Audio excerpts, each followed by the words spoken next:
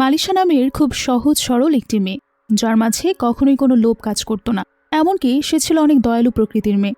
আর হঠাৎ করে একদিন মালিশার জীবনে চলে আসে ফারহান নামের একটি ছেলে, যে কিনা অনেক বেশি গরিব ছিল। এতটাই গরিব ছিল যে তার থাকার মতো তেমন কোনো জায়গাও ছিল না। এমনকি ছোটবেলাতেই সে তার বাবা মাকে হারিয়েছে, তাই সে কখনোই সত্যিকারের ভালোবাসা পায়নি। আর মালিশা এসব জানার পর ফারহানের উপর মায়া করে তাকে ভালোবেসে বিয়ে করে নেয়। ফারহানও আস্তে আস্তে তাকে অনেক বেশি ভালোবেসে ফেলে। কিন্তু কিছুদিন পরে মালিশা জানতে পারে যে তার বিয়ে করা এই গরিব ছেলেটি আসলে তাদের শহরের সবচাইতে বড় কোম্পানির সিইও। তবে ফারহান এত বেশি ধনী হওয়ার পরেও কেন এভাবে গরিব সেজে মালিশাকে বিয়ে করেছিল? আর মালিশা সবকিছু জানতে পারার পরও কি ফারহানকে ভালোবাসতে পেরেছিল, নাকি তাকে স্বার্থপর এবং ধোঁকাবাজ ভেবে দূরে ঠেলে দিয়েছিল? সেটাই আমরা দেখব আজকের এই অসাধারণ রোমান্টিক চাইনিজ ড্রামাটির গল্পে। তাহলে চলুন শুরু করা যাক। গল্পের শুরুতেই দেখা যায় ড্রামার নায়ক ফারহানের সামনে অনেক ধরনের পোশাক প্রদর্শন করা হচ্ছে। এখন তার গুরুতর দায়িত্ব হচ্ছে সে পাত্রে দেখতে যাবে ঠিক কোন পোশাক পরে, সেটা তাকে সিদ্ধান্ত নিতে হবে। সে তার লোকজনকে বলে, আমি যে পোশাক পরা আছি সেই পোশাকেই যাব, এসবের আর কোনো প্রয়োজন নেই। এখানের কোনো পোশাকই আমি পরছি না, বুঝছো? আর বেশি বাড়াবাড়ি করলে আমি কিন্তু সে মেয়ের সাথে দেখাই করতে যাব না। তারপর সেখান থেকে গার্ডরা চলে যায়। ফারহান তখন আবারও কারো পায়ের শব্দ পায়। সে ভাবে গার্ডরা হয়তো ফিরে এসেছে। সে জিজ্ঞেস করে, তোমরা আবারও কেন ফিরে এসেছ? কিন্তু তখন তাকিয়ে দেখে গার্ডরা নয়, সেখানে একটি সুন্দর দেখতে মেয়ে এসেছে। সে মনে মনে ভাবে মেয়েটি খুবই সুন্দর। মেয়েটি আর কেউ নয়, এই গল্পের মিষ্টি নায়িকা মালিশা। সে তাকে বলে, আমি সেই মেয়ে যার জন্য তুমি এখানে বসে অপেক্ষা করছো। আমার নাম মালিশা। আমি কি তোমাকে ডিস্টার্ব করলাম? ফারহান একটু নিঃশ্বাস নিয়ে বলে, না, বসুন। মালিশা তার সামনে বসলে ফারহান বলে, তুমি তো আমার সম্পর্কে নিশ্চয়ই জানো। আমাদের কোম্পানি দেউলিয়া হয়ে গেছে। আমার কোনো গাড়ি নেই, কোনো ঘর নেই, কোনো সম্পদ নেই। সুতরাং তুমি অবশ্যই আমার সাথে সম্পর্কে জড়াবে না।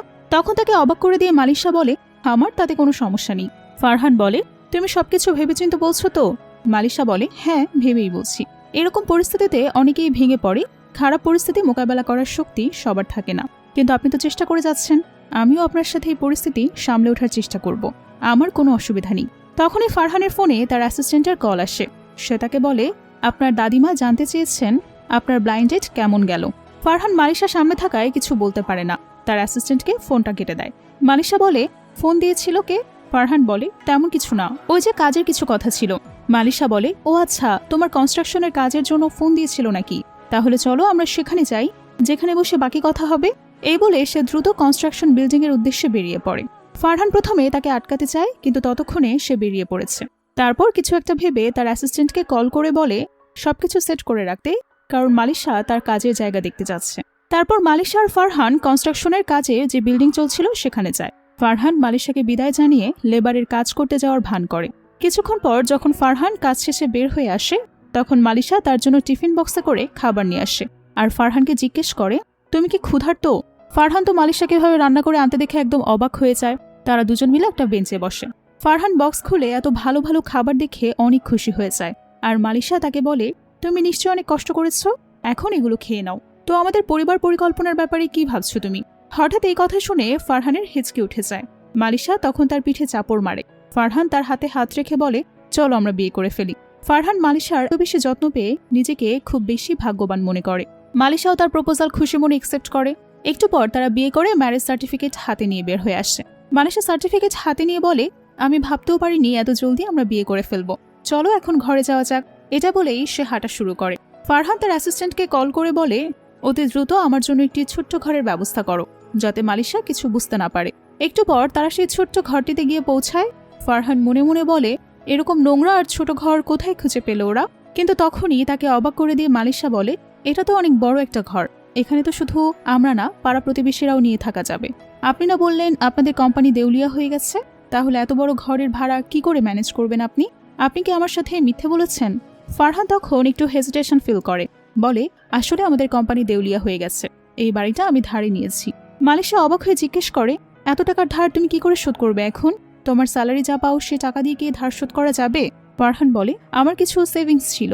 মালিশা বলে, যাই হোক, এত টাকা খরচ করে আমরা এখানে থাকবো না, চলো এখন এখান থেকে চলে যাই। তারা যখন সেখান থেকে চলে যাচ্ছিল, তখনই পথিমধ্যে মালিশার বড় বোন রেবেকার সাথে তার দেখা হয়। সে তাকে বলে, তুমি এখানে কি করছো? তুমি এখানে আমার কাছে এসেছো কেন? আমি এখন ভালো আছি, তাই তোমার হিংসে হচ্ছে। তুমি কি নেহালের কাছে ফিরতে চাও? এখানে একটা টুইস্ট আছে, মালিশার আগে নেহালের সাথে বিয়ে হয়েছিল, কিন্তু সে মালিশাকে রেখে রেবেকাকে বিয়ে করে নিয়েছে। মালিশা তাকে অগ্রাহ্য করে চলে যেতে গেলে রেবেকা বলে, আমার কথা এড়িয়ে যাচ্ছ কেন? তোমাকে জবাব দিতেই হবে। মালিশা পকেট থেকে তার ম্যারেজ সার্টিফিকেট বের করে দেখিয়ে বলে, আমি ইতোমধ্যেই বিয়ে করে ফেলেছি, তোমাদের ডিস্টার্ব করার কোনো ইচ্ছে আমার নেই। রেবেকা এবার মালিশাকে নিয়ে হাসাহাসি করে বলে, শেষে কিনা তুমি একটা দেউলিয়া হয়ে যাওয়া ভিখারিকে বিয়ে করেছো, যে কিনা কনস্ট্রাকশনের কাজ করে। তোমার অবশ্যই এই লেবারের সাথেই মানায়। রেবেকা বলে, অবশেষে তুমি এরকম গরিব জীবন কেন বেছে নিলে? মালিশা বলে, আমার হাজব্যান্ড যথেষ্ট পরিশ্রমী আর অনেক ভালো একজন মানুষ। আমি সঠিক মানুষকেই আমার জীবনসঙ্গী হিসেবে পছন্দ করেছি। আমার অনেক অনেক ধন সম্পদের মালিক জীবনে এরকম কোনো মানুষের দরকার নেই। রেবেকা হেসে বলে, এটাকে সঠিক পছন্দ বলে না। আমাকে দেখো, আমার হাজব্যান্ড টাইটান কোম্পানির জিএম, কত ধনী আর হ্যান্ডসাম সে। ফারহানকে উদ্দেশ্য করে বলে, কি তুমি কি চমকে উঠলে? আমার স্বামী টাইটান কোম্পানির জিএম শুনে ওঠারই কথা অবশ্য। আর ফারহান তখন মনে মনে ভাবে, এই লোকটা আমার কোম্পানিতেই চাকরি করে। এখানে ফারহানের কথা থেকে আমরা বুঝতে পারি যে টাইটান কোম্পানির ওনার হচ্ছে ফারহান। একটু পর রেবেকা মালিশাকে বলে, কিছুদিন পর আমার হাজবেন্ডের কোম্পানির সিইও এর জায়গা নেবে। ফারহান তো অবাক হয়ে যায়, এই মহিলা কি বলে, তার স্বামী নেহাল নাকি আমার জায়গা নেবে? ফারহানকে আরো বেশি অবাক হতে হয় না। রেবেকার হাজবেন্ড নিহাল খুব রেগে যায় আর বলে, এসব কি বলছো, আমি কি করে সিইও হব? সে এবার একটু আমতা আমতা করে বলে, সে সিইও না হতে পারলেও অন্তত তোমার হাজবেন্ডের চেয়ে ভালো অবস্থানে আছে। তুমি নিশ্চয়ই খুবই জেলাস এখন। তখন মালিশা হেসে বলে, মোটেও না, তোমরা ভালো থাকো, আমি তোমাদের জন্য অবশ্যই দোয়া করি। তোমরা দুজন দুজনকেই ডিজার্ভ করো। রেবেকা এবার কিছুটা ভাব নিয়ে বলে, আমার স্বামী যে শুধু সাকসেসফুল তাই না, সে আমার সাথে খুব ভালো ব্যবহারও করে, আমার খুব কেয়ার নেয়। তখনই তাদের সামনে একটা কুকুর এসে পড়ে দৌড়াতে দৌড়াতে। ফারহান তখনই মালিশার সামনে এসে তাকে আগলে নেয়। একটু পর কুকুরটা ওখান থেকে সরে যায়, কিন্তু মালিশার বোন রেবেকাকে তার হাজবেন্ড একদমই প্রোটেক্ট করে না। মালিশা ফারহানকে জিজ্ঞেস করে, তাকে কি কুকুরটা কামড়ে দিয়েছে কিনা। আবার জিজ্ঞেস করে, তুমি ঠিক আছো কিনা। ফারহান বলে, তুমি ভয় পেও না, আমি একদম ঠিক আছি। মালিশা তাকে জিজ্ঞেস করে, তুমি কুকুরটার সামনে কেন গেলে, যদিও তোমাকে কামড়ে দিত? ফারহান বলে, আমি তোমাকে কথা দিয়েছি, আমি সবসময় সব বিপদ থেকে তোমাকে রক্ষা করব। আমি তো বললাম, আমাকে বিয়ে করে তুমি ঠকেছ, এ কথা কখনোই তোমার মনে হবে না। তখন মালিশার বোনের খুবই হিংসে হয়, একই সাথে নেহালের উপর খুব রাগও হয়। সে তার স্বামীকে রেগে গিয়ে বলে, তুমি কি করে পারলে আমাকে কুকুরের মুখে রেখে সরে যেতে? নেহাল বলে, আরে আমি দাঁড়িয়ে থাকবো না তো বসে থাকবো নাকি, কুকুরটা যদি আমাকে কামড়ে দিত? রেবেকা বলে, তাই বলে তুমি আমাকে প্রোটেক্ট করার কথা ভাববে না? সে বলে, তুমি আমাকে একটা লেবারের সাথে তুলনা করছো। ও অসুস্থ হলে কেন, মরে গেলেও কারো কিছুই হতো না, কিন্তু আমার কিছু হয়ে যেত। আর আমার যদি আর কিছু হয়ে যায়, অনেক ক্ষতি হয়ে যাবে, অফিসের কত কাজ অচল হয়ে পড়বে।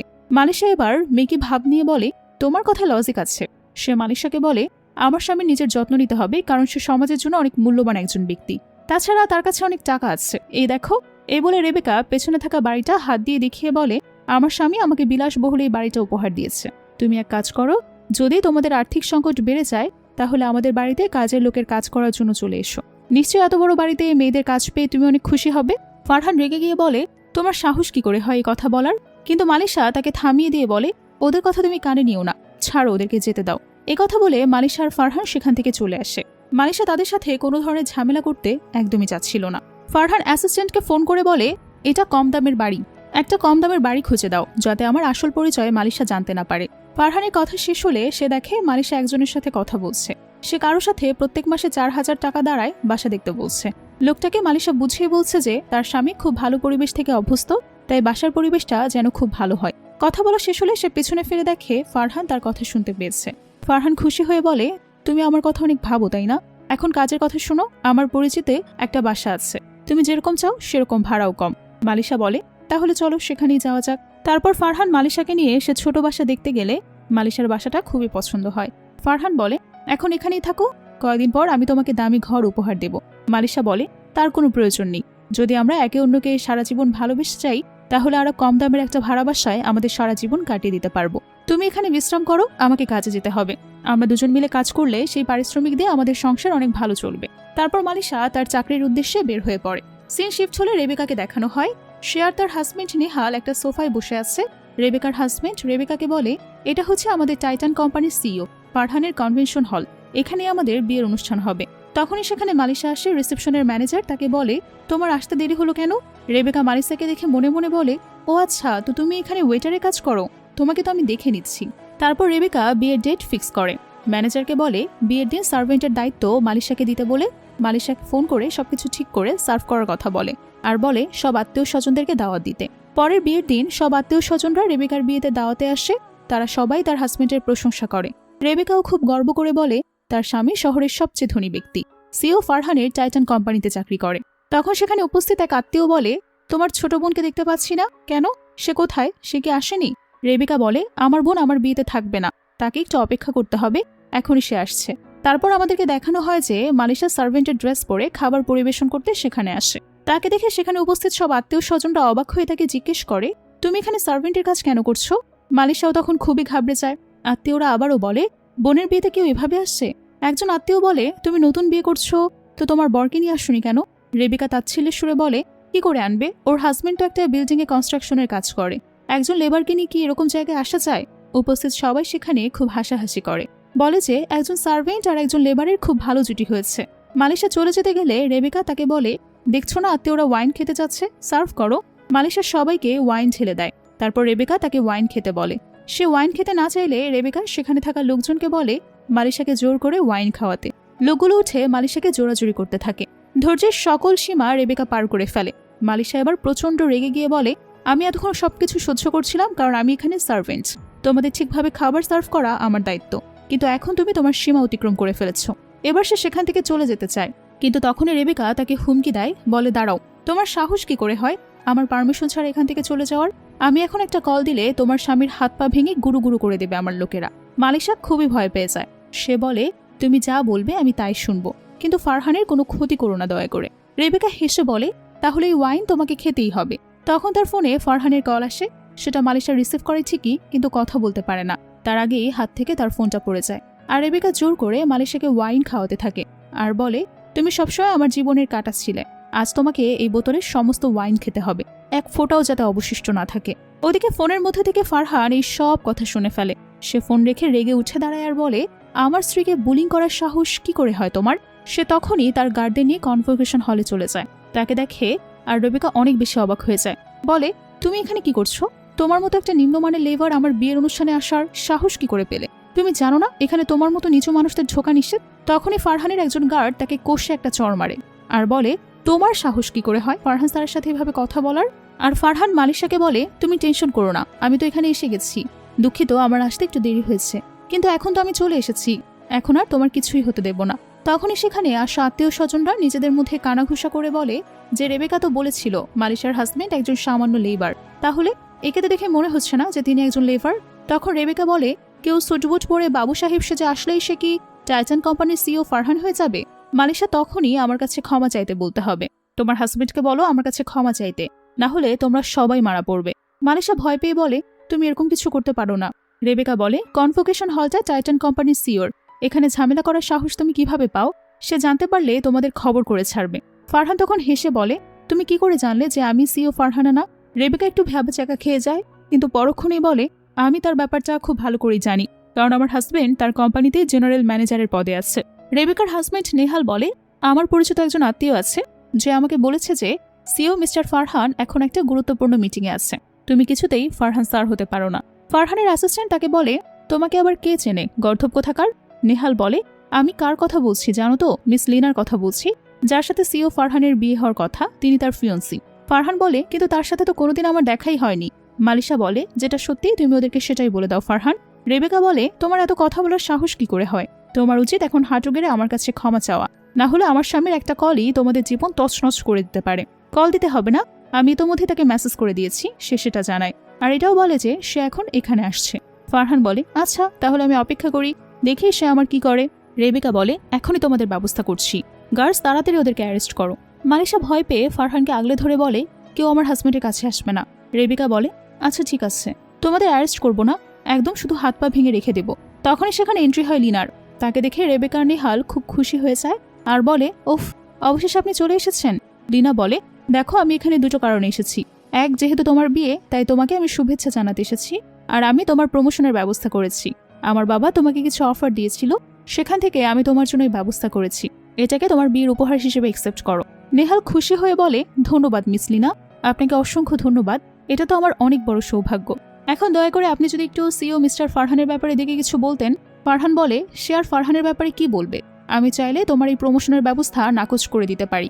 এবার লিনা একটু অবাক হয়ে বলে, তুমি কে নাকচ করার? এটা আমাদের টাইটান গ্রুপের ব্যক্তিগত ব্যাপার। রেবেকা মালিশাকে বলে, যেহেতু তুমি আমার বোন তাই আমি তোমাকে উপদেশ দেব, এখান থেকে ক্ষমা চেয়ে তোমার স্বামীকে নিয়ে কেটে পড়ো, না হলে তার জীবন সংশয় রয়েছে। নেহাল বলে, ভুলেও মিস লিনাকে কিছু বলো না, তিনি কিন্তু ফারহানের খুব ভালোবাসার মানুষ। ফারহান এবার তাচ্ছিল্য করে বলে, ভালোবাসার মানুষ? আমার তো মনে হয় তাকে ফারহান চেনেই না। লিনা বলে, মুখ সামলে কথা বলো, আমি চাইলে তুমি আর এই শহরের কোনো কাজই খুঁজে পাবে না। রেবেকা আবারও ফারহানকে অপমান করে। মালিশা আবার রেগে গিয়ে তাকে একটা থাপ্পড় মারে আর বলে, আবার যদি আমার স্বামীকে অপমান করার দুঃসাহস দেখাও তাহলে এরকম থাপ্পড় আরও পড়বে তোমার গালে। রেবেকা রেগে গিয়ে বলে, তোমার এত বড় সাহস, তুমি আমার গায়ে হাত তুলেছ? তারপর রেবেকাও তার গায়ে থাপ্পড় মারতে চায়, কিন্তু রেবেকার হাত বাড়ানো ধরে ফেললে ফারহান ধরে ফেলে। আর তখনই রেবেকা রেগে গিয়ে তার স্বামী নেহালকে বলে, তুমি দাঁড়িয়ে দাঁড়িয়ে তোমার স্ত্রীকে অপমানিত হতে দেখছো? এবার নেহাল সেখানে উপস্থিত লোকজনকে বলে, ধরো ওকে। ওর সাথে সাথে সেখানে থাকা লোকজন ফারহানের দিকে তেড়ে আসে। তখন লিনা মনে মনে ভাবে, এখানে কোনো ঝামেলা হতে দেওয়া যাবে না, কারণ এটা ফারহানের কনভোকেশন হল। এখানে ঝামেলা করলে ফারহানেরই সমস্যা হবে। যেহেতু আমি ভবিষ্যতে ফারহানের স্ত্রী হতে চাই, এমন কোনো কাজ করা যাবে না যাতে আমি ফারহানের চোখে আগেই ছোট হয়ে যাই। আর তাছাড়া এটা তো সত্যি কথা যে আমি কোনোদিন ফারহানকে নিজের চোখে দেখিইনি। লিনা ফারহানকে বলে, আমি কোনো মারামারি চাই না, মারামারি করে কোনো ক্ষয়ক্ষতি হলে সেটা ফারহানের ভালো লাগবে না। আমি আমার বাবাকে জানিয়ে দিয়েছি, সে এখনই এখানে আসছে, তারপর তোমাদের দুজনকে আমি অবশ্যই দেখে নিব। ফারহান বলল, আচ্ছা ঠিক আছে, তাহলে তোমার বাবার জন্য অপেক্ষা করি, আসুক উনি। মালিশা অনেক ভয় পেয়ে থাকে। ফারহান তাকে আশ্বস্ত করে বলে, তুমি টেনশন করো না, ভয় পেও না, আমি আছি তো এখানে। একটু পর লিনার বাবা হন্তদন্ত হয়ে সেখানে ছুটে আসে। তিনি হচ্ছেন টাইটান কোম্পানির ভিপি। প্রথমে সে রেগে যায় কারণ ফারহানের মুখ দেখা যাচ্ছিল না, সে একটু পাশ ফিরেছিল। সে যখন ফারহানের মুখ দেখে তখন সে চমকে ওঠে আর বলতে থাকে, ফারহান এখানে কি করছো? কিন্তু তার আগেই ফারহানের অ্যাসিস্ট্যান্ট তাকে ইশারা করে ফারহানের পরিচয় বলতে না করে দেয়। তার অ্যাসিস্ট্যান্ট বলে, আপনার আত্মীয়রা ফারহান স্যারের নামের অপব্যবহার করছে। লিনার বাবা সবার হয়ে ফারহানের কাছে ক্ষমা চাইতে থাকে। এটা দেখে তো লিনা খুবই অবাক হয়ে যায়। সে বলে, আমি তোমার একমাত্র মেয়ে, বাবা, আমার থেকে এখন তোমার কাছে বাইরের লোকেরা এত বেশি ইম্পর্টেন্ট হয়ে গেল? নেহালও বলে, আপনি কেন ওদেরকে দেখে ভয় পাচ্ছেন? আপনার তো উচিত তাদেরকে উচিত শিক্ষা দেওয়া। সে তখন রেগে গিয়ে নেহালকে থাপ্পড় মারে আর তারপর বলে, ইনি ফারহানের খুব কাছের একজন অ্যাসিস্ট্যান্ট। লিনা বলে, তুমি হচ্ছে টাইটান গ্রুপের ভিপি আর সামান্য একজন অ্যাসিস্ট্যান্টকে ভয় পাচ্ছ? যখন আমি ফারহানের স্ত্রী হব সবার আগে আমি ওকে চাকরি থেকে বের করে দেব। তখনই ভিপির সাথে সাথে তার মেয়ে লিনাকে আরেকটা থাপ্পড় মারে আর আবারও ফারহানের কাছে ক্ষমা চায়। ফারহান বলে, তোমাকে তো আমি পরে দেখে নিচ্ছি, এখন আমার স্ত্রীর একটু মেডিকেল চেক আপের দরকার আছে এই ট্রমার পর, আর এই বদমাইশ দুটোকে তুমি হ্যান্ডেল করো। তারপর ফারহান সেখান থেকে মালিশাকে নিয়ে চলে যায় ডক্টরের কাছে। আর ভিপি তার মেয়েকে বলে, তুমি একদম বিদেশে চলে যাও, আর যদি দ্বিতীয়বার ফারহান স্যারকে উত্ত্যক্ত করার চেষ্টা করো তাহলে তোমার কি হবে সেটা নিয়ে কিন্তু আমি মাথা ঘামাবো না। তারপর সে নেহাল আর রেবেকাকে চাকরি থেকে বের করে দেওয়ার হুমকি দেয়। নেহাল তাকে বলে, আমাকে ক্ষমা করে দিন, আমি তো আপনার আত্মীয়। টাইটান কোম্পানির ভিপি যিনি লিনার বাবা, সে বলে, তুমি আমার ছেলে হলেও আমি তোমাকে বাঁচাতে পারবো না। তার অ্যাসিস্ট্যান্টদের বলে তাদের এখান থেকে বের করে দিতে। তারপর সিন শিফট হয়। দেখা যায় ডক্টর ফারহানকে বলে যে মালিশা এখন পুরোপুরি ঠিক আছে। মালিশা ফারহানকে বলে, দেখলে আমি তোমাকে বলেছিলাম না যে আমি একদম ঠিক আছি, শুধু শুধু তুমি টেনশন করছিলে। আমি কিভাবে চিন্তা না করে থাকি যদি তোমার কিছু হয়ে যেত। আচ্ছা, আমি শুনেছি তুমি পড়াশোনায় খুব ভালো, তাহলে তুমি পড়াশোনা কন্টিনিউ কেন করনি? ওয়েটারের জব কেন করছো? আসলে আমার বাবা বিদেশে চলে গিয়েছে, তিনি আমার পড়াশোনার খরচ দেয়নি, সে উত্তর দেয়, তাই আমাকে বাধ্য হয়ে পড়াশোনা ছেড়ে এই কাজটা নিতে হয়েছে। মালিশা ফারহানকে জিজ্ঞেস করে, তুমি যে কতগুলো লোকজন নিয়ে গিয়েছিলে তাদের কোথায় পেয়েছো?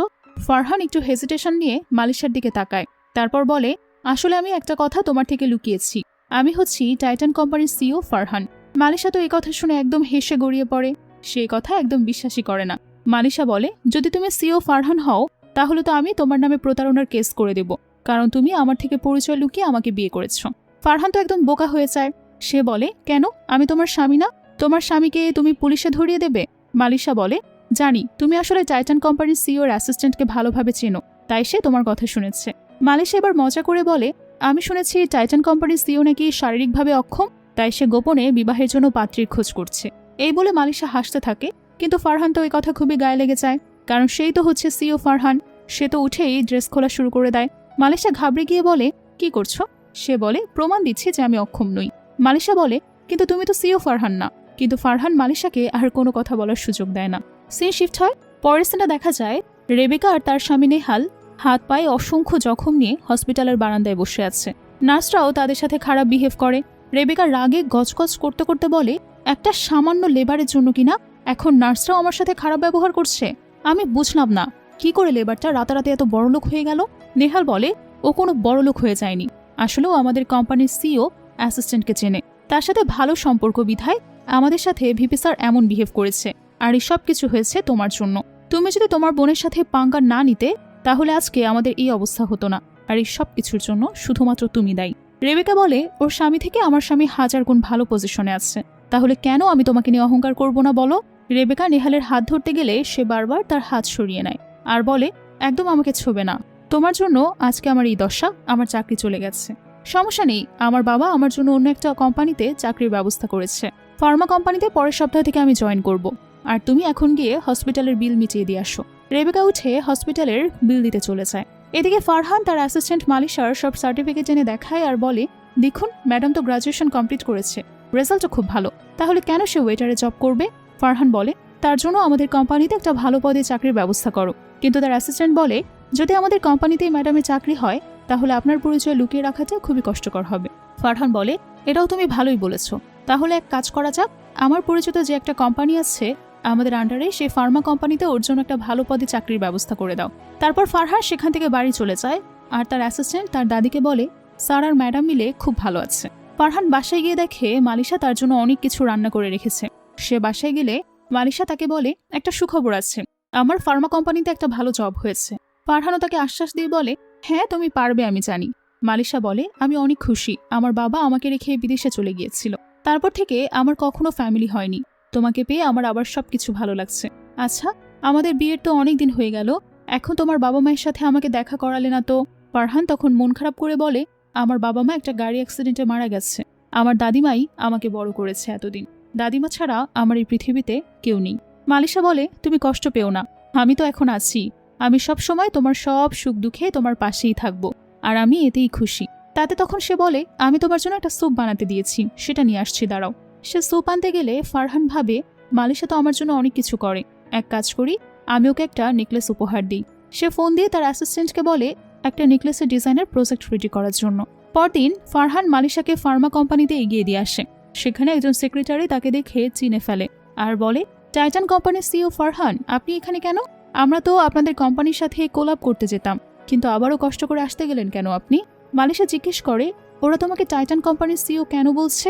ফারহান বলে, উনি বলতে চাচ্ছে আমি টাইটান গ্রুপের সিইওকে চিনি, সেটাই। ফারহান ইশারা দিয়ে লোকটাকে পাশে নিয়ে যায় আর মালিশার সাথে বলে, তুমি ভেতরে যাও, নিজের কাজ করো আর তাড়াতাড়ি বাসায় ফিরে এসো, ঠিক আছে? সাবধানে যেও। মালিশা অফিসের ভেতরে গেলে রেবেকার সাথে তার আবারও দেখা হয়ে যায়। রেবেকা তো তাকে দেখে অনেক অবাক হয় আর বলে, তুমি এখানে চলে এসেছো ঝামেলা করতে, এখানে তোমাকে কে ঢুকতে দিয়েছে?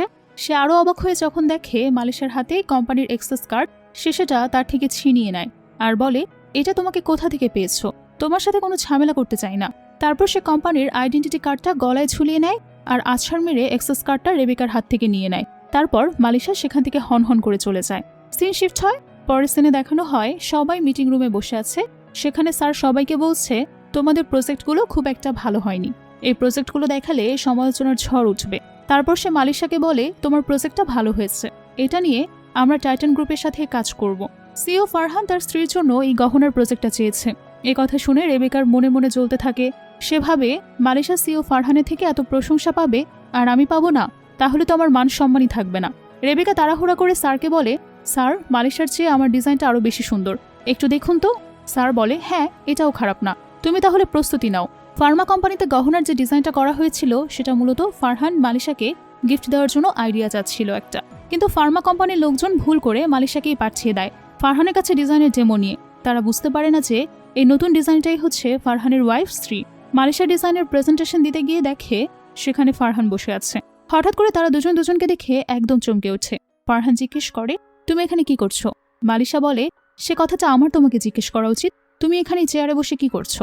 এখানে তো সিইও ফারহানের থাকার কথা, সে কোথায়? ফারহান বলে, আমি আসলে ফার্মা কোম্পানির ম্যানেজারকে এগিয়ে দিতে এসেছি, উনি আমাকে এখানে বসতে বললেন।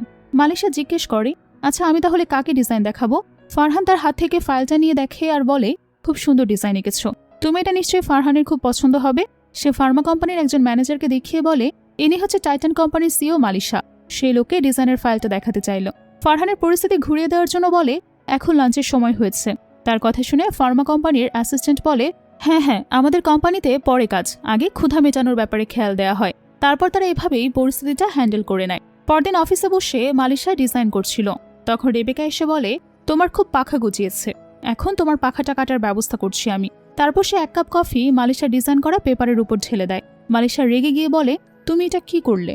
রেবেকা কাপ নিয়ে বলে, সরি, আমার ভুল হয়ে গেছে। তুমি কি ভেবেছো আমি তোমাকে এটা বলবো? কখনোই না। আমি আমার স্বামীর আত্মীয়ের কাছে আসছি। এখানে ভাইস চেয়ারম্যান তোমার সব ডিজাইন নষ্ট করে দেওয়ার ক্ষমতা রাখে। এমনকি তোমাকে আমি চাকরি থেকেও বের করে দিতে পারি। মালিশা বলে, তোমার ক্ষমতার অপব্যবহার করা বন্ধ করো। মনে নেই আগের বার কি হয়েছিল তোমার সাথে? তখন সেখানে নেহালের আঙ্কেল চলে আসছে। তাকে দেখে রেবেকা বলে, আঙ্কেল চলে এসেছে, এখন তোমাকে মজা বোঝাচ্ছি। আর তাকে থাপ্পড় মারে আর বলে, তোমার সাহস কি করে হয় মালিশার সাথে এরকম ব্যবহার করার? তারপর কিছু গার্ডসদের ডেকে বলে, ওকে এখনই এখান থেকে বের করে দাও। নেহাল সেখানে আসে আর জিজ্ঞেস করে, কি হয়েছে আবার এখানে? সে তখন বলে, এবার তুমি ওকে এখান থেকে চলে যেতে বলো।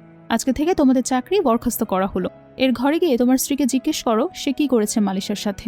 লোকটা আসলে ভাবেছে মালিশাকে কি আর করলেই সিও ফারহান খুব দ্রুতই আমার পদোন্নতি করে দিবে। তারপর তারা বাড়িতে গেলে নেহালের বাবা তাদের বকাঝকা করে আর বলে, আমি সব শুনেছি তোমার আঙ্কেলের থেকে। মালিশার স্বামী ফারহানের খুব কাছের লোক। তোমার সাহস কি করে হয় তাদের সাথে খারাপ ব্যবহার করার? খুব কষ্টে তোমাদের একটা চাকরি জোগাড় করে দিয়েছিলাম, তাও তোমার রাখতে পারলে না। নেহাল বলে, সবকিছু হয়েছে রেবেকার জন্য। রেবেকা বলে, আমি কি করে জানবো যে সামান্য লেবার তার এত পাওয়ার? তারপর নেহালের বাবা সে আরও বলে, আচ্ছা, আমি তোমাদের জন্য অন্য পদে চাকরির ব্যবস্থা করছি, কিন্তু এবার খেয়াল রেখো যেন ভুলভাল কিছু না হয়। নেহাল খুব খুশি হয়ে যায় তার বাবার উপরে। আর রেবেকা মনে মনে ভাবে, আমি ভুল কাউকে চয়েস করিনি, আমি জিএম এর স্ত্রী হব। এবার আমি তোমাকে অবশ্যই মজা দেখাবো মালিশা। সিন শিফট হয়। দেখা যায় মালিশা কাজ শেষে নিচে নামছে। সেখানে দাঁড়িয়ে ফারহান তার জন্য অপেক্ষা করছে। তাকে মালিশা খুশি হয়ে বলে, তুমি প্রতিদিন এভাবে আমাকে এগিয়ে নিয়ে যাবে। তুমি খুবই কেয়ারিং একটা হাজবেন্ড। অন্যদিকে নেহাল বসেছিল, তখন তার জন্য রেবেকা স্যুপ রান্না করে আনে। বলে, আমি নিজের হাতে তোমার জন্য রান্না করেছি, খেয়ে দেখো। নেহাল স্যুপটা মুখে দিয়ে বৃষ্টির স্বাদের জন্য ফেলে দেয় আর বলে, এটা কি অখাদ্য বানিয়েছ? রেবেকার মুখটা হয়েছিল একদম দেখার মতো, সারা মুখে সবজি লেগেছিল। সে বলে, আমি নিজে রান্না করেছি, কিভাবে খারাপ হতে পারে? নেহাল বলে, তোমার তো রান্না করার যোগ্যতাও নেই। সে বলে, আমি কখনো রান্নাঘরে যাইনি, তাই হয়তো। নেহাল রেবেকার উপর খুবই বিরক্ত হয়। তার বাবাকে গিয়ে জিজ্ঞেস করে, আমার চাকরিটা কি কনফার্ম হয়েছে বাবা? তার বাবা বলে, সেখানে অনেক মানুষ অ্যাপ্লাই করেছে, তারা কেন তোমাকেই নেবে? নেহাল রেগে গিয়ে বলে, এই সব কিছু হয়েছে রেবেকার জন্য। ওর শুধু একটাই গুণ আছে, পুরুষদের আকর্ষিত করা, এছাড়া আর কোনো গুণ নেই ওর। তার বাবা বলে, তাহলে তাকে ওই কাজেই লাগাও। নেহাল আর তার বাবার ষড়যন্ত্র করে রেবেকাকে বসের কাছে পাঠাবে। আর নেহাল মনে মনে বলে, একবার শুধু আমি জিএমটা হতে পারি, তারপর আমি সবার আগে তোমাকে আমার জীবন থেকে সরিয়ে ফেলবো। রেবেকা মন খারাপ করে রুমে বসেছিল। নেহাল রুমে গিয়ে তাকে একটা ব্যাগ দিয়ে বলে, এটা আমার চাকরির জন্য যে বসের কাছে অ্যাপ্লাই করেছি তাকে দিয়ে আসো। আর বলে, তখন তোমার মন খারাপ ছিল তাই তোমার উপর রাগ দেখিয়েছি। রেবেকাকে বসের কাছে পাঠালে সে সেখান থেকে ছুটে আসে, তার গায়ে নির্যাতনের চিহ্ন। আর রেবেকা নেহালের পরিকল্পনা বুঝতে পারে। সে বলে, তোমার লজ্জা করলো না নিজের স্ত্রীকে এভাবে অন্যের কাছে পাঠাতে? কিন্তু নেহাল তখন তাকে বলে, আমার জিএম হওয়ার জন্য এতটুকু সাহায্য তোমাকে আমার করতেই হবে। রেবেকা বলে, এটা কোন ধরনের সাহায্য? তুমি কি আমাকে ব্যবহার করছো? তুমি কি চাও না আমার বোন মালিশার শাস্তি হোক? রেবেকা অহংকারে হিংসাতে অন্ধ হয়ে যায়। সে নেহালের কথায় রাজি হয়ে বলে, হ্যাঁ, আমি চাই ওর ধ্বংস হোক, সেজন্য আমার যা যা করা লাগবে আমি তাই করতে রাজি। নেহাল বলে, এই তো তুমি বুঝতে পেরেছ, একবার খালি আমি জিএম হই, তারপর আমাদের বাড়ি গাড়ি সব হবে। রেবেকাও মনে মনে ভাবে সে উচিত শিক্ষা দেবে মালিশাকে, সব অপমানের জবাব দিয়ে দেবে সে। পরদিন দেখা যায় ষড়যন্ত্র করে সেই পোশাকটি মালিশাকে পরানো হয়েছে, যেটা পরে সেদিন রেবেকা গিয়েছিল বসের কাছে। মালিশার গায়ে ইচ্ছে করে কফি ফেলে দেয় ফার্মা কোম্পানির একজন স্টাফ। তারপর তাকে রেবেকার পরা সেই পোশাকটি এনে দেয় আর তাকে পরতে বলে। তারপর সে স্কার্ফটা বলে, সবাই তো মিটিং রুমে চলে গিয়েছে, আপনি এখনো এখানে কেন? মালিশা বলে, এই তো আমিও যাচ্ছি। যখন সে পোশাকটি পরে মিটিং রুমে গিয়ে পৌঁছায়, তখন সে দেখে জিএম আর কেউ না বরং নেহাল। আর সে ফুটেজে বসের সাথে অন্তরঙ্গ একটি মেয়ের ছবি দেখাচ্ছে আর বলছে সেটা নাকি মালিশা। মিটিং রুমের দরজায় রেবেকাকে দাঁড়িয়ে থাকতে দেখে সে সবকিছু বুঝে যায়। রেবেকাকে মালিশা জিজ্ঞেস করে, তুমি চক্রান্ত করে এই জামাটা আমাকে পরিয়েছ, তাই না? নেহাল থেকে বাজে মেয়ে বলে সম্বোধন করে আর সবাইকে বলে ফার্মা গ্রুপ থেকে তাকে বহিষ্কার করা হলো, কারণ যে বসের সাথে অবৈধ সম্পর্ক রেখেছে। মিটিংয়ে উপস্থিত সবাইও বলতে থাকে, ভেবেছিলাম মালিশা একটা ভালো মেয়ে, কিন্তু এসব কি দেখছি। তখনই সেখানে মিটিং রুমে ফারহান চলে আসে। নেহাল তো ফারহানকে পরিচয় করিয়ে দেয় যে এই হচ্ছে মালিশার সে লেবার হাজবেন্ড। কিন্তু সেখানে থাকা সবাই ফারহানকে চিনে ফেলে এবং উল্টো নেহালেরই ক্ষতি হয়ে যায়। নেহাল বুঝে যায় যে ফারহানই হচ্ছে আসলে টাইটান কোম্পানির সিও। সে বারবার তার কাছে ক্ষমা চাইতে থাকে আর বলে সে আসলে সত্যিটা এতদিন ধরে বুঝতে পারেনি। কিন্তু তার চেয়েও বড় সমস্যা তো বাধে এইসব কথা মালিশা শুনতে পায়। ফারহান তার কাছে আসলে সে জিজ্ঞেস করে, তুমি এতদিন ধরে আমার সাথে এত মিথ্যা কথা কেন বলে এসেছো? ফারহান তাকে জড়িয়ে ধরে বোঝানোর চেষ্টা করে, বলে, আমাকে আর একটা সুযোগ দাও, আমি তোমাকে আর কোনোদিন কোনো মিথ্যা কথা বলবো না। কিন্তু সে কিছুতেই বুঝতে চায় না যে ফারহানকে ছেড়ে চলে যেতে যায়, আর ভাবতে থাকে আপনি ফারহানকে আর সুযোগ দেব না। আমি যদি ওকে আবারও সুযোগ দেওয়া শুরু করি তাহলে আবারও আমাকে সে ধোকা দিবে। তখনই মালিশা দেখে তার শরীর খারাপ লাগছে, পা বেয়ে রক্ত গড়িয়ে পড়ছে, আর সে সেখানেই সেন্সলেস হয়ে যায়। ফারহান মালিশাকে তুললে দেখতে পায় অনেক রক্ত মেঝেতে পড়ে আছে। সে তার লোকজনকে ডেকে বলে দ্রুত মালিশাকে হসপিটালে নেওয়ার ব্যবস্থা করতে। মালিশাকে নিয়ে হসপিটালে গেলে ডক্টর বলে মালিশা প্রেগনেন্ট, তবে তা মিসক্যারেজ হওয়ার চান্স রয়েছে। ডক্টর ফারহানকে বলে যে করেই হোক আমার ওয়াইফকে আমি সুস্থ দেখতে চাই। ডক্টর বলে অবশ্যই, সে চেষ্টাই করা হচ্ছে। ডক্টররা যখন হসপিটালের করিডোর থেকে বলতে বলতে যাচ্ছিল যে মালিশা প্রেগনেন্ট, সে কথা রেবেকা শুনে ফেলে, আর সে মনে মনে তখনই মালিশার ক্ষতি করার ষড়যন্ত্র করতে থাকে। অন্যদিকে মালিশাকে দেখতে ফারহানের দাদি চলে আসে। ফারহান তাকে দেখে বলে তুমি এখানে কেন দাদিমা? সে রেগে বলে তুমি এতদিন নাত বৌমা থেকে আমাকে আলাদা রেখেছ। সে মালিশাকে বলে তুমি নিশ্চয়ই মালিশা, আমি শুনেছি তোমাদের মধ্যে কিছু ভুল বোঝাবুঝি হয়েছে, আমি তোমাকে সবকিছু বুঝিয়ে বলছি। তারপর ফারহানের দাদি মালিশাকে বলে আমি অনেকবার ওকে বিয়ে দেওয়ার চেষ্টা করেছি, কিন্তু প্রত্যেকবারই সব মেয়েরা শুধু ধন সম্পদ দেখেই থাকতে চেয়েছে, তাই আমি এবার ওকে পরিচয় গোপন রাখতে বলেছি। সবকিছু শুনে মালিশা বুঝতে পারে যে এখানে ফারহানের কোনো দোষ নেই, তাই সে তখনই তাকে মাফ করে দেয়। তখনই মালিশার ফোনে কেউ ফোন দিয়ে বলে তার বাবার পা ভেঙে গেছে, যত্ন নেওয়ার মতো কেউ নেই। ফারহানের দাদি বলে তোমাকে এসব নিয়ে টেনশন করতে হবে না। তারপর ফারহান চলে যায় মালিশার বাবার কাছে, আর তার দাদিমা মালিশাকে স্যুপ খাইয়ে দিতে থাকে। ফারহান তখন মালিশাদের বাড়িতে গিয়ে পৌঁছায়। সে দেখে সেখানে আগে থেকে রেবেকা বসেছিল। সে রেবেকাকে জিজ্ঞেস করে তুমি এখানে কি করছো? সে বলে এই সবকিছু আমারই চক্রান্ত ছিল, আমার কথাতেই মালিশাকে বাবা ফোন দিয়েছিল। ফারহান তখন রেগে গিয়ে বলে এরকম আচরণ তুমি যদি ফার্দার আর একবারও করার চেষ্টা করো আমার স্ত্রীর সাথে, তাহলে আমি তোমার কি অবস্থা করব তখন দেখে নিও। রেবেকা বলে মালিশা আমার বোন, সে আমাকে দেখতে আসতেই পারে, তাতে দোষের কি? ফারহান সেখান থেকে চলে যেতে গেলে রেবেকা বলে সেদিন তোমার সাথে মালিশা না আমার দেখা করার কথা ছিল, আমারই হওয়ার কথা ছিল তোমার স্ত্রী। মালিশার সাথে নেহালের বিয়ে হয়েছিল। ফারহান বলে তুমি কি ভেবেছ এসব বলে আমার আর মালিশার বিয়ে ভেঙে যাবে? তা তুমি ভাবতে পারো, কিন্তু কখনোই তা হবে না। মানুষের অতীত যাই থাকুক না কেন, এখন ও শুধুই আমার, আর আমার থেকে ওকে আর কেউ আলাদা করতে পারবে না। রেবেকা অপেক্ষা করছিল টেবিলে যে ধূপদানি রাখা ছিল সেখান থেকে ধোয়া ফারহানের নাকে নিয়ে সে কখন সেন্সলেস হয়ে যাবে, কারণ তাতে ড্রাগ মেশানো ছিল। রেবেকা ফারহানকে আটকানোর জন্য বলে তোমার মালিশার প্রতি এত আকর্ষণ কেন? আমি কি সুন্দর না? ফারহান বলে তোমার যখন সব বুদ্ধি তুমি অন্য কোথাও যেয়ে খাটাও, আমার সাথে না। এই বলে ফারহান সেখান থেকে চলে যেতে চায়, আর তখনই সে সেন্সলেস হয়ে যায়। আর রেবেকা তার সাথে কিছু ছবি তুলে সেগুলো মালিশাকে পাঠায়। মালিশা ভয় পেয়ে ঘাবড়ে যায়। সে তখনই তাদের বাড়িতে চলে আসে। রেবেকা দরজা খুলে তাকে বলে সে যেন ডিভোর্স পেপারে সাইন করে দেয়, তাহলেই সে ফারহানকে ছেড়ে দেবে। ডিভোর্স পেপারে সাইন করার আগে মালিশা ফারহানের জেগে ওঠার অপেক্ষা করতে থাকে। তখন রেবেকা বলে ওকে অনেক পরিমাণে ড্রাগ দেওয়া হয়েছে, হো এত সহজে উঠবে না। তুমি খুব ভাগ্যবান, নেহালের সাথে তো তোমার কোনো সন্তান হলো না, অথচ এখন তুমি অন্তঃসত্ত্বা। মালিশা পুলিশকে ফোন দিতে গেলে রেবেকা বলে তোমার এত সাহস, পুলিশকে ফোন করছো? সে ধাক্কা মেরে মালিশাকে মেঝেতে ফেলে দেয়। তারপর হাতে একটা ছুরি নিয়ে বলে তোমাকে এখনই আমি খুন করে ফেলবো, এটাই হবে আমার প্রতিশোধ নেওয়ার প্রথম ধাপ। সে যেই মালিশাকে ছুরি মারতে যাবে তখনই নেহাল এসে তার হাত ধরে ফেলে, আর মালিশা অজ্ঞান হয়ে যায়। নেহাল বলে তুমি আমার কাছে সাহায্য চাইতে পারতে, তা না করে তুমি এখন এখানে কি করছো? তুমি আমাকে কথা দিয়েছিলে তুমি আমার জিএম এর পজিশন আমাকে ফিরিয়ে দেবে, সে ব্যাপারে কি ভেবেছ? রেবেকা বলে তুমি মালিশার সাথে কিছু অন্তরঙ্গ ছবি তুলে রাখো, সেগুলো দিয়ে ওকে ব্ল্যাকমেল করবে। নেহাল বলে তোমার মাথা ঠিক আছে? ও হচ্ছে সিও ফারহানের স্ত্রী, তার সাথে এরকম করলে আমার কি অবস্থা হতে পারে ভেবেছ? রেবেকা বলে ফারহান জানতে পারবে না, কারণ মালিশা তো মুখ খুলবেই না, কারণ সে তো ব্ল্যাকমেলের শিকার হবে। নেহাল মনে মনে ভাবে রেবেকার কথা শোনাই মনে হয় ঠিক হবে, এতে করে যদি আমি আমার আগের পজিশন ফিরে পেতে পারি। সে আরও ভাবে যদি এই কাজে আমি সফল হই তাহলে তো একটা কামব্যাক দেওয়ার সুযোগ পাবো, আর যদি না হই সব দোষ রেবেকার উপর চাপিয়ে দেব। তারপর সে রেবেকাকে বলে সে এই কাজ করতে সত্যিই রাজি, আর সেন্সলেস হওয়া মালিশাকে নিয়ে সে উপরের ঘরে চলে যায়। রেবেকা বলে ফারহান নিশ্চয়ই তোমাকে অন্য কোনো পুরুষের সাথে সহ্য করতে পারবে না, এরপর তুমি তো ফারহানের স্ত্রী হওয়ার কথা ভুলেই যাও। ওদিকে মালিশার সেন্স ফিরলে সে দেখে নেহালকে। সে জিজ্ঞেস করে তুমি এখানে কি করছো? সে বলে তুমি কি ভেবেছ তোমার স্বামী ফারহান আমার সাথে অন্যায় করবে আর আমি তাকে ছেড়ে দেব? তারপর সে তার সাথে জোর জবরদস্তি শুরু করলে মালিশা তার মাথায় একটা শোপিস দিয়ে আঘাত করে।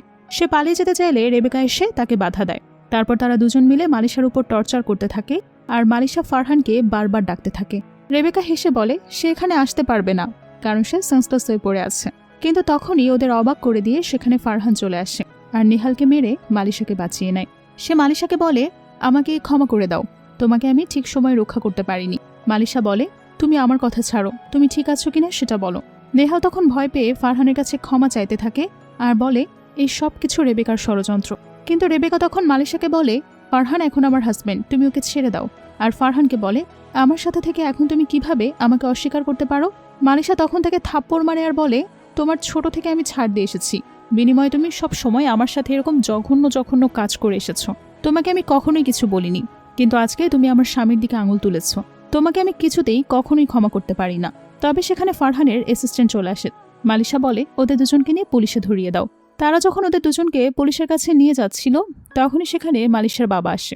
সে বলে, মালিশা তুমি এটা কি করে করেছো? ও তোমার রক্তের বোন হয়। মালিশা বলে, তোমার পা তো একদম ঠিক আছে, তার মানে তুমিও আমাকে মিথ্যা বলেছ আমার স্বামীর ক্ষতি করার জন্য। তখন তার বাবাও রেবেকার দোষ দিতে থাকে, বলে রেবেকা তাকে বলেছে তার লোন শোধ করে দেবে, তাই সে এই কাজ করেছে। আর বলে, কিন্তু তোমরা দুজনেই তো ঠিক আছো। তাদের খোর যুক্তিতে বিরক্ত হয়ে মালিশা তাকে বলে, তোমরা দুই বাবা মেয়েই খারাপ, দুজনেই স্বার্থপর আর খুবই লোভী। আমার ফারহান আছে, সেটা আমার জন্য যথেষ্ট। তোমাদের দুজনের মুখও দেখতে চাই না আমি আর।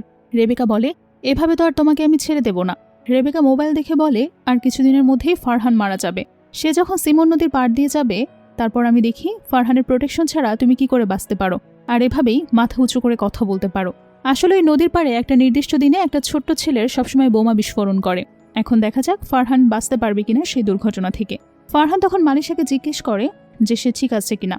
সে বলে, আমি একদম ঠিক আছি, আর এখন তো বাচ্চা অনেক হেলদি আছে।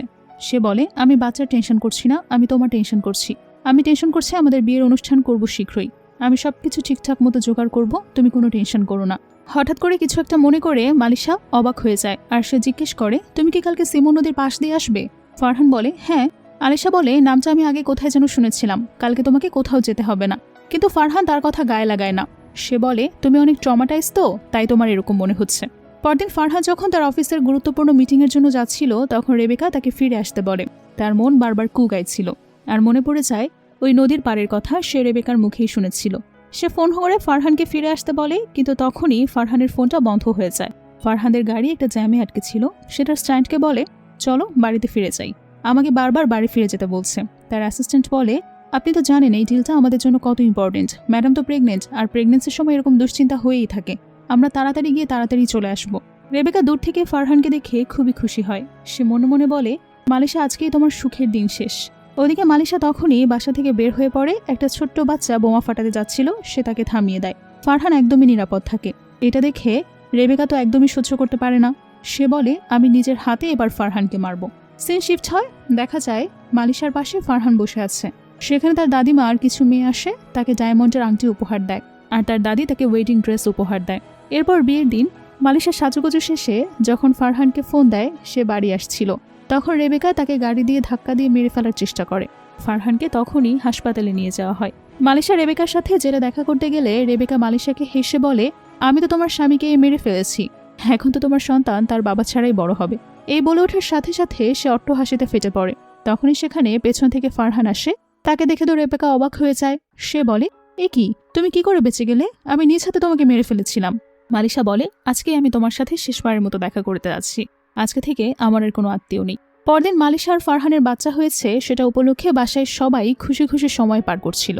দাদি ফারহানকে বলে, আমি আবারও তোমাদের বিয়ের অনুষ্ঠানের ব্যবস্থা করেছি। আগেরবার তো অনেক ঝামেলা গেল। ফারহান পার্সোনাল অ্যাসিস্ট্যান্ট তো হানিমুনের জায়গাও ঠিক করে ফেলে। সেই নিয়ে তার আর ফারহানের মধ্যে একটা মিষ্টি খুনসুটিও আমরা দেখতে পাই। তখনই মালিশার ফোনে জেলার ফোন দিয়ে বলে, রেবেকা আত্মহত্যা করেছে, তার লাশের কি ব্যবস্থা করব। মালিশা বলে, তার কোনো বোন নেই, সে ব্যাপারে সে কোনো কিছুই জানে না, আপনাদের যা ইচ্ছা করুন, এই কথা বলে। আর এভাবেই এই অসম্ভব সুন্দর ড্রামাটির হ্যাপি এন্ডিং হয়। আজকে এখানেই শেষ। দেখা হচ্ছে পরবর্তীতে কোনো নতুন গল্পের সাথে। সঙ্গে থাকার জন্য অসংখ্য ধন্যবাদ জানিয়ে আজকের মতো বিদায় নিচ্ছি।